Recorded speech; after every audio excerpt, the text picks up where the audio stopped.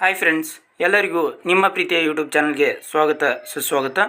ನೋಡಿ ಫ್ರೆಂಡ್ಸ್, ನಾವು ಹಿಂದಿನ ಕ್ಲಾಸ್ನಲ್ಲಿ ವಿಜ್ಞಾನ ಪಾಠಕ್ಕೆ ಸಂಬಂಧಪಟ್ಟಂತೆ 5 ಕ್ಲಾಸ್ಗಳನ್ನು ಮಾಡಿದ್ದೀನಿ. ಅದರಲ್ಲಿ 6th standard science, next 7th standard part 1 ಕಂಪ್ಲೀಟಾಗಿ ಮುಗಿಸ್ಕೊಟ್ಟಿದ್ದೀನಿ. ಇವಾಗ ಇದು ಎಷ್ಟನೇ ಪಾರ್ಟ್ ಆಗಿರುತ್ತಪ್ಪ ಅಂದರೆ 6ನೇ ಪಾರ್ಟ್ ಆಗಿರುತ್ತೆ. ಇದು TET, GPSTR, HSTR ಅಷ್ಟೇ ಅಲ್ಲದೆ ಸ್ಟೇಟ್ ಗೌರ್ಮೆಂಟ್ನ ಎಲ್ಲ ಎಕ್ಸಾಮ್ಗಳಿಗೂ ಕೂಡ ಹೆಲ್ಪ್ ಆಗುತ್ತೆ. ಅದರ ಜೊತೆಗೆ ಸೆಂಟ್ರಲ್ ಗೌರ್ಮೆಂಟ್ನ RRB ಎಕ್ಸಾಮ್ಗೂ ಕೂಡ ಇದು ಹೆಲ್ಪ್ ಆಗುತ್ತೆ. ಇದು ಅಧ್ಯಾಯ 12 ಆಗಿರುತ್ತೆ, ಸಸ್ಯಗಳಲ್ಲಿ ಸಂತಾನೋತ್ಪತ್ತಿ. ಮೊದಲನೇದಾಗಿ ಸಂತಾನೋತ್ಪತ್ತಿ ಅಂದರೆ ಏನು ಅನ್ನೋದ್ರ ಬಗ್ಗೆ ನೋಡ್ತಾ ಬರೋಣ. ಸಂತಾನೋತ್ಪತ್ತಿ ಅಂದರೆ ಏನೂ ಅಲ್ಲ, ಪೋಷಕ ಜೀವಿಗಳಿಂದ ಮರಿಜೀವಿಗಳನ್ನು, ಅದೇ ರೀತಿಯಾಗಿರುವಂಥ ಒಂದು ಮರಿಜೀವಿಗಳ ಹುಟ್ಟುವಂಥ ಒಂದು ಪ್ರಕ್ರಿಯೆಗೆ ಏನಂತ ಕರಿತೀವಿ? ಸಂತಾನೋತ್ಪತ್ತಿ ಅಂತೇಳಿ ಕರಿತೀವಿ. ನೋಡಿ, ಸಸ್ಯಗಳ ಸಂತಾನೋತ್ಪತ್ತಿಯ ಭಾಗ ಯಾವುದಪ್ಪ ಅಂದರೆ ಹೂಗಳು ಸಸ್ಯಗಳ ಸಂತಾನೋತ್ಪತ್ತಿಯ ಭಾಗವಾಗಿದೆ. ಈ ಸಂತಾನೋತ್ಪತ್ತಿಯಲ್ಲಿ ಎಷ್ಟು ವಿಧಗಳದವಪ್ಪ ಅಂದರೆ ಟೋಟಲ್ ಆಗಿ 2 ವಿಧಗಳದವು. ಎಷ್ಟದವು? 2. ಮೊದಲನೇದಾಗಿ ಅಲೈಂಗಿಕ ಸಂತಾನೋತ್ಪತ್ತಿ, ಎರಡನೇದು ಲೈಂಗಿಕ ಸಂತಾನೋತ್ಪತ್ತಿ. ನಾವಿವಾಗ ಅಲೈಂಗಿಕ ಸಂತಾನೋತ್ಪತ್ತಿ ಅಥವಾ ಅಸೆಕ್ಸುವಲ್ ರೀಪ್ರೊಡಕ್ಷನ್ ಬಗ್ಗೆ ನೋಡ್ತಾ ಬರೋಣ. ಅಸೆಕ್ಸುವಲ್ ರೀಪ್ರೊಡಕ್ಷನ್ ಅಂದರೆ ಏನಪ್ಪ ಅಂದರೆ ಈ ಸಂತಾನೋತ್ಪತ್ತಿಯಲ್ಲಿ ಬೀಜಗಳೇ ಇರುವುದಿಲ್ಲ. ನೋಡಿ, ಈ ಸಂತಾನೋತ್ಪತ್ತಿಯಲ್ಲಿ ಬೀಜಗಳಿಲ್ಲದೆ ಏನಾಗ್ತೈತಿ? ಹೊಸ ಸಸ್ಯಗಳನ್ನು ನಾವು ಪಡೆಯಬಹುದು. ಇಂಥ ಸಂತಾನೋತ್ಪತ್ತಿಗೆ ಏನಂತ ಕರಿತೀವಿ? ಅಲೈಂಗಿಕ ಸಂತಾನೋತ್ಪತ್ತಿ ಅಂತ ಕರಿತೀವಿ. ಈ ಅಲೈಂಗಿಕ ಸಂತಾನೋತ್ಪತ್ತಿಯಲ್ಲಿ ಕೆಲವೊಂದಿಷ್ಟು ವಿಧಗಳು ಬರ್ತಾವೆ. ಯಾವಪ್ಪ ಅಂದರೆ ಕಾಯಜ ಸಂತಾನೋತ್ಪತ್ತಿ. ಇದು ಮೊದಲ ವಿಧಾನ. ಯಾವುದಪ್ಪ ಅಂದರೆ ಕಾಯಜ ಸಂತಾನೋತ್ಪತ್ತಿಯ ಮೂಲಕ ಏನು ಮಾಡ್ಬೋದು? ನಾವು ಹೊಸ ಸಸ್ಯವನ್ನು ಪಡಿಬೋದು. ಇದನ್ನು ಇಂಗ್ಲೀಷ್ನಲ್ಲಿ ವೆಜಿಟೇಟಿವ್ ರೀಪ್ರೊಡಕ್ಷನ್ ಅಂತೇಳಿ ಕರೀತಾರೆ. ನೋಡಿ, ಈ ವೆಜಿಟೇಟಿವ್ ರೀಪ್ರೊಡಕ್ಷನ್ ಅನ್ನೋದು ಒಂದು ಅಲೈಂಗಿಕ ಸಂತಾನೋತ್ಪತ್ತಿಯ ಭಾಗವಾಗಿದೆ. ಯಾವುದು? ಕಾಯಜ ಸಂತಾನೋತ್ಪತ್ತಿ. ಈ ಕಾಯಜ ಸಂತಾನೋತ್ಪತ್ತಿಯ ಕಾಯಿಕ ಭಾಗಗಳು ಯಾವ್ಯಾವಪ್ಪ ಅಂದರೆ ಬೇರು, ಕಾಂಡ ಮತ್ತು ಎಲೆಗಳು. ಬೇರು, ಕಾಂಡ ಮತ್ತು ಎಲೆಗಳು ಇವೇನಾಗಿರ್ತವು? ಸಸ್ಯದ ಕಾಯಿಕ ಭಾಗಗಳು ಅಥವಾ ವೆಜಿಟೇಟಿವ್ ಪಾರ್ಟ್ಸ್ ಆಗಿರ್ತವು. ಹೌದಾ? ನೆಕ್ಸ್ಟ್, ಕಾಯಜ ಸಂತಾನೋತ್ಪತ್ತಿ ಅಂದರೆ ಏನಪ್ಪ ಅಂದರೆ ನೋಡಿ, ಸಸ್ಯದ ಕಾಯಜ ಭಾಗಗಳಾದ ಕಾಂಡ, ಬೇರು, ಎಲೆ ಮತ್ತು ಮೊಗ್ಗುಗಳಿಂದ ಏನು ಪಡಿತೀವಿ ನಾವು? ಹೊಸ ಗಿಡಗಳು ಅಥವಾ ಹೊಸ ಸಸ್ಯಗಳನ್ನು ಹುಟ್ಟುವ ವಿಧಾನಕ್ಕೆ ಏನಂತ ಕರಿತೀವಿ? ಕಾಯಜ ಸಂತಾನೋತ್ಪತ್ತಿ ಅಂತೇಳಿ ಕರಿತೀವಿ. ಗೊತ್ತಾಯ್ತಾ? ನೋಡಿ, ಸಸ್ಯದ ಕಾಯಕ ಭಾಗಗಳು ಯಾವುವು ಅಥವಾ ಕಾಯಜ ಭಾಗಗಳು ಯಾವುವು? ಕಾಂಡ, ಬೇರು, ಎಲೆ ಮತ್ತು ಮೊಗ್ಗು. ಇವುಗಳಿಂದ ನಾವೇನು ಮಾಡ್ತೀವಿ? ಹೊಸ ಗಿಡಗಳನ್ನು ಅಥವಾ ಹೊಸ ಸಸ್ಯಗಳನ್ನು ಪಡಿತೀವಿ. ಅಂಥ ಸಂತಾನೋತ್ಪತ್ತಿಯ ವಿಧಾನಕ್ಕೆ ಕಾಯಜ ಸಂತಾನೋತ್ಪತ್ತಿ ಅಂತೇಳಿ ಕರೀತಾರೆ. ನೆಕ್ಸ್ಟ್ ಉದಾಹರಣೆ ನೋಡ್ತಾ ಬರೋದಾದರೆ ನೋಡಿ, ನೀವು ಗುಲಾಬಿ ನೋಡಿರ್ಬೋದು. ಗುಲಾಬಿ ಗಿಡದ ಕೊಂಬೆಯನ್ನು ಏನು ಮಾಡ್ತೀರಿ? ಕತ್ತರಿಸ್ಕೊಂಡು ಬಂದು ನಿಮ್ಮ ಮನೆ ಮುಂದೆ ಅಥವಾ ಒಂದು ಕುಂಡದಲ್ಲಿ ನೆಟ್ಟಾಗ ಏನಾಗ್ತೈತೆ? ಅದು ಬೆಳೆದು ಗುಲಾಬಿ ಹೂವನ್ನು ನೀಡ್ತೈತಿ. ಹೌದಾ? ಇದು ಯಾವುದಕ್ಕೆ ಎಕ್ಸಾಂಪಲ್ ಆಗುತ್ತೆ? ಕಾಯಜ ಸಂತಾನೋತ್ಪತ್ತಿಗೆ ಎಕ್ಸಾಂಪಲ್ ಆಗುತ್ತೆ. ನೆಕ್ಸ್ಟ್, ಸಂಪಿಗೆ ಗಿಡ. ಸಂಪಿಗೆ ಗಿಡದ ಕಾಂಡವನ್ನು ಕತ್ತರಿಸ್ಕೊಂಡು ಬಂದು ಅದನ್ನು ಕೂಡ ನೀವೇನು ಮಾಡ್ತೀರಿ? ಆ ಕೊಂಬೆಯನ್ನು ನೆಟ್ಟಾಗ ಅದು ಕೂಡ ಹೂವನ್ನು ನೀಡ್ತೈತಿ. ಇದು ಕೂಡ ಕಾಯಜ ಸಂತಾನೋತ್ಪತ್ತಿಗೆ ಒಂದು ಉದಾಹರಣೆ. ನೆಕ್ಸ್ಟ್, ಆಲೂಗಡ್ಡೆ, ಶುಂಠಿ, ಮನಿ ಪ್ಲ್ಯಾಂಟ್ ಇವೆಲ್ಲವೂ ಕೂಡ ಕಾಯಜ ಸಂತಾನೋತ್ಪತ್ತಿ ಅಥವಾ ವೆಜಿಟೇಟಿವ್ ರೀಪ್ರೊಡಕ್ಷನ್ಗೆ ಒಂದು ಬೆಸ್ಟ್ ಎಕ್ಸಾಂಪಲ್ಸು. ಈಗ ಕಾಯಜ ಸಂತಾನೋತ್ಪತ್ತಿ ನಡೆಸುವುದರಿಂದ ನಮಗೇನು ಉಪಯೋಗ ಅಥವಾ ಅದರಿಂದ ಏನೇನು ಉಪಯೋಗ ಐತೆ ಅನ್ನೋದ್ರ ಬಗ್ಗೆ ನೋಡ್ತಾ ಬರೋಣ.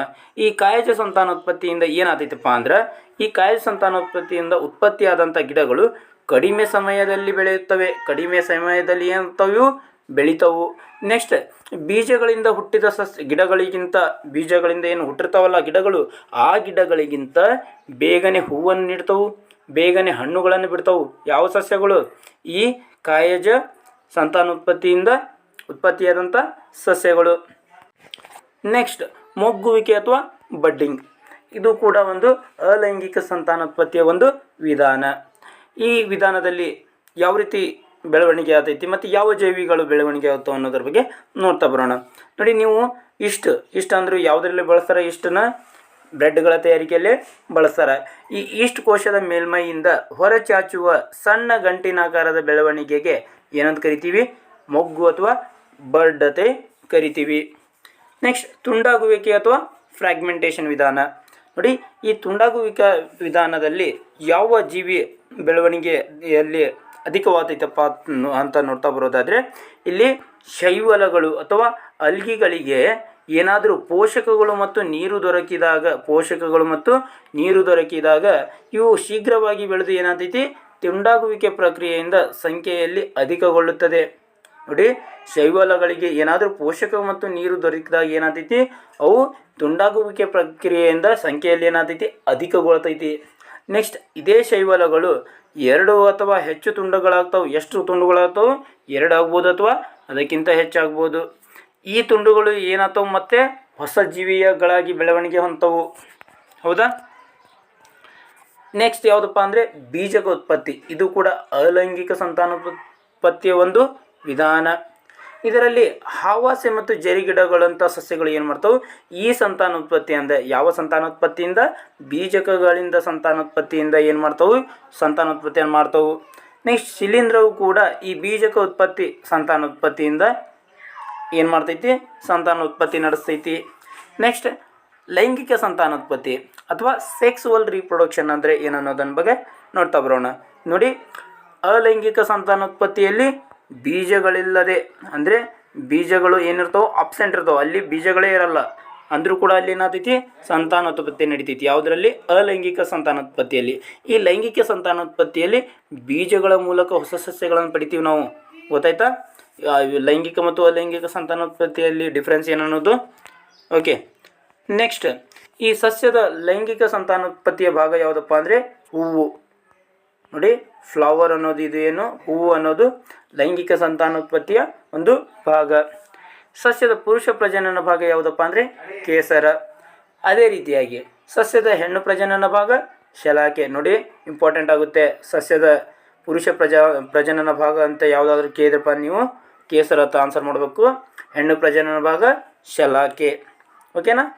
ಕೇಸರ ಮತ್ತು ಶಲಾಕೆ ಇವು ಎರಡರಲ್ಲಿ ಒಂದು ಪ್ರೆಸೆಂಟ್ ಇತ್ತಪ್ಪ ಅಂದ್ರೆ, ಒಂದು ಹೂವಿನಲ್ಲಿ ಕೇಸರ ಅಥವಾ ಶಲಾಕೆ ಎರಡರಲ್ಲಿ ಒಂದು ಪ್ರೆಸೆಂಟ್ ಇತ್ತಪ್ಪ ಅಂದ್ರೆ ಅದನ್ನು ಏನಂತ ಕರಿತೀವಿ ನಾವು? ಏಕಲಿಂಗಿ ಹೂಗಳು ಅಥವಾ ಯುನಿಸೆಕ್ಸುವಲ್ ಫ್ಲವರ್ಸ್ ಅಂತ ಕರಿತೀವಿ. ನೋಡಿ, ಕೇಸರ ಅಥವಾ ಶಲಾಕೆ ಇವುಗಳಲ್ಲಿ ಯಾವುದಾದ್ರೂ ಒಂದು ಇತ್ತಪ್ಪ ಅಂದ್ರೆ ಅದನ್ನು ಏಕಲಿಂಗಿ ಹೂಗಳಂತೆ ಕರಿತೀವಿ. ಬೈ ಚಾನ್ಸ್ ಎರಡು ಇದ್ದವಪ್ಪ ಅಂದ್ರೆ ಅದನ್ನು ದ್ವಿಲಿಂಗಿ ಹೂಗಳಂತೆ ಕರಿತೀವಿ. ನಾವು ಈಗ ಏಕಲಿಂಗಿ ಹೂಗಳಿಗೆ ಎಕ್ಸಾಂಪಲ್ ನೋಡ್ತಾ ಬರೋದಾದರೆ ಜೋಳ. ಈ ಜೋಳದ ಹೂಗಳು ಕೂಡ ಏಕಲಿಂಗಿ ಹೂಗಳಿಗೆ ಎಕ್ಸಾಂಪಲ್ಲು. ಪಪಾಯ ಹೂಗಳು, ಸೌತೆಕಾಯಿ ಹೂಗಳು ಇವೆಲ್ಲವೂ ಕೂಡ ಯಾವುದಕ್ಕೆ ಎಕ್ಸಾಂಪಲ್ಲು? ಯುನಿಸೆಕ್ಸುವಲ್ ಫ್ಲವರ್ಗೆ ಎಕ್ಸಾಂಪಲ್ಲು. ಎರಡನೇದು ಯಾವುದಪ್ಪ ಅಂದರೆ ದ್ವಿಲಿಂಗಿ ಹೂಗಳು.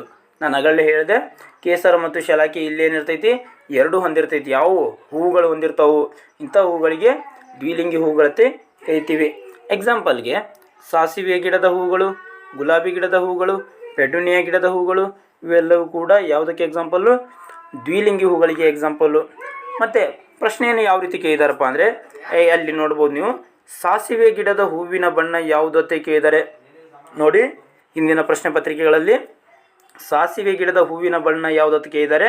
ನೀವು ಹಳದಿ ಅಂತ ಆನ್ಸರ್ ಮಾಡಬೇಕು. ನೋಡಿ, ಸಾಸಿವೆ ಗಿಡದ ಹೂವಿನ ಬಣ್ಣ ಹಳದಿ. ಅದೇ ರೀತಿಯಾಗಿ ನಿಂಬೆ ಗಿಡದ ಹೂವಿನ ಬಣ್ಣವನ್ನು ಕೇಳಿದ್ದಾರೆ. ನಿಂಬೆ ಗಿಡದ ಹೂವಿನ ಬಣ್ಣ ಬಿಳಿಯಾಗಿದೆ.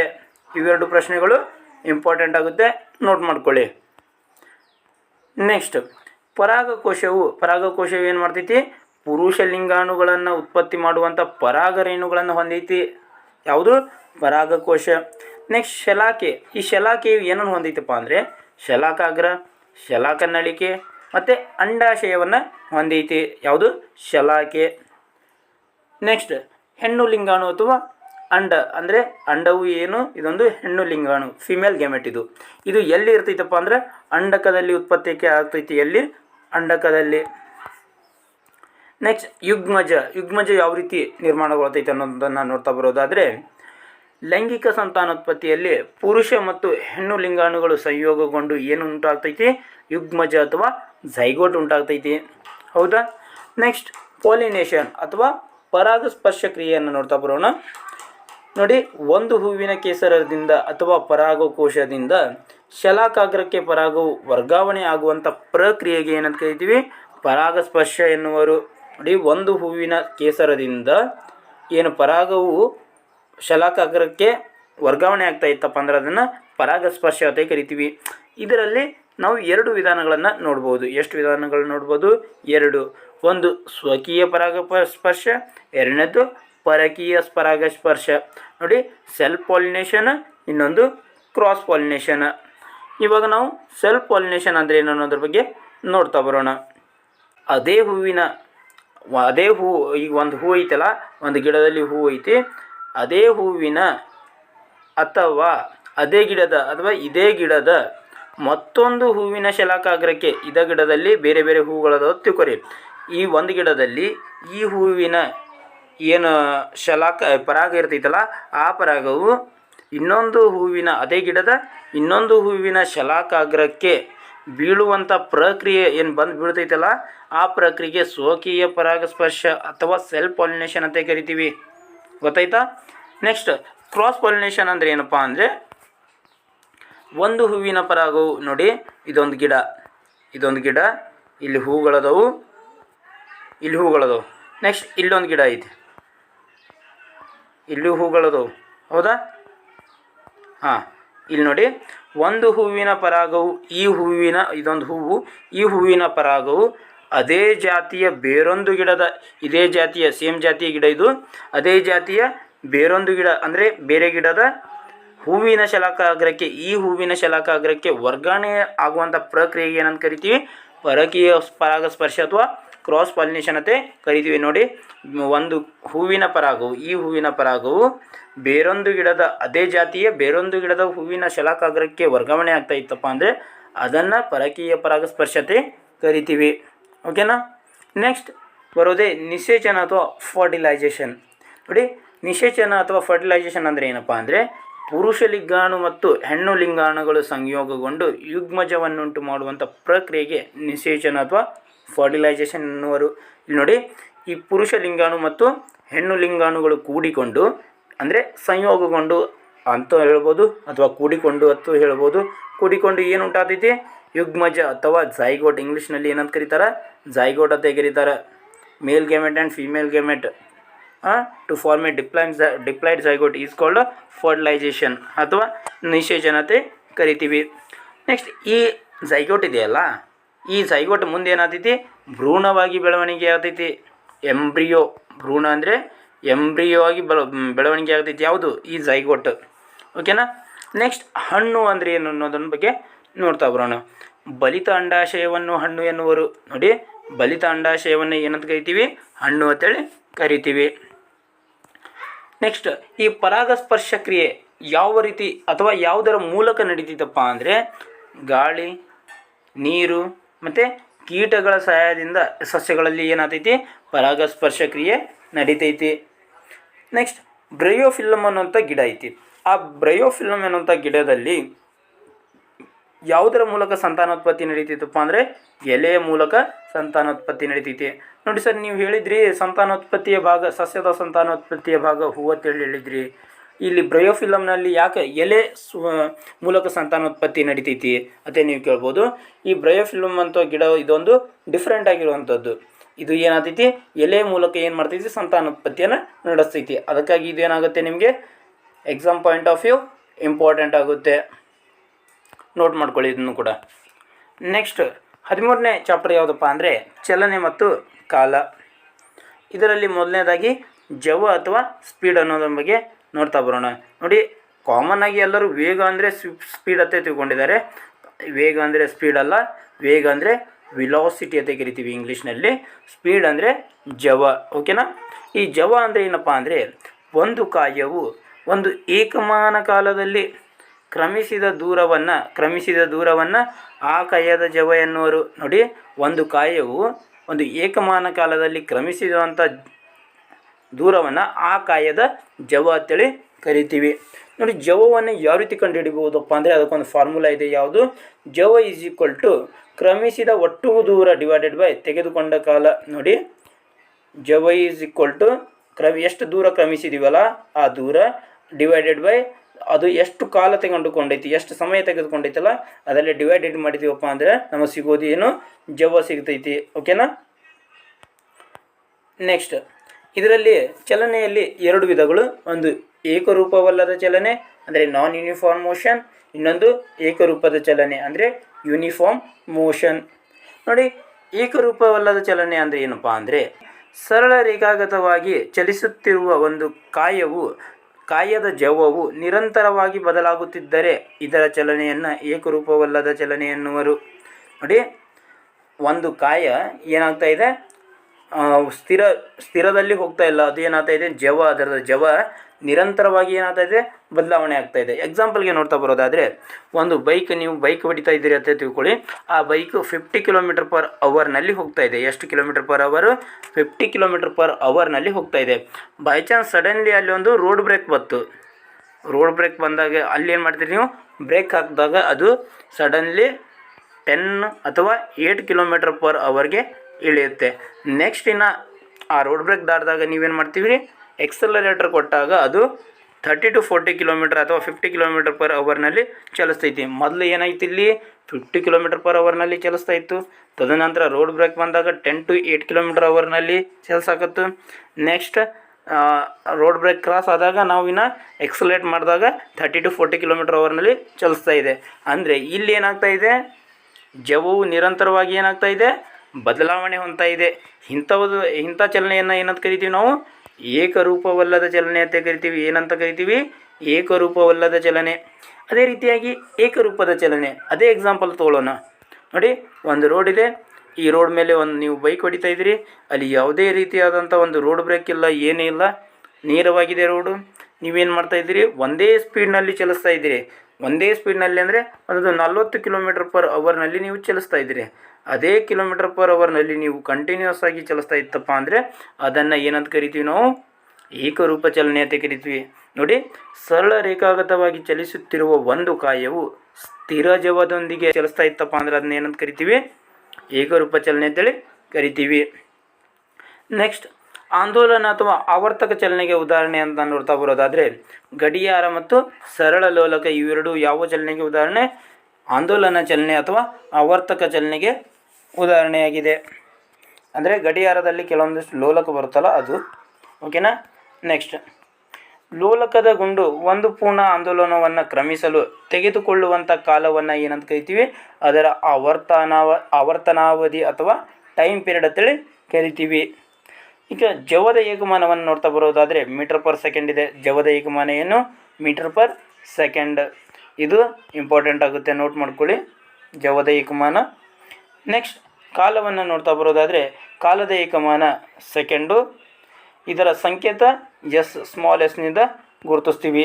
ಯಾವುದನ್ನು, ಕಾಲದ ಏಕಮಾನವಾದಂಥ ಸೆಕೆಂಡನ್ನು.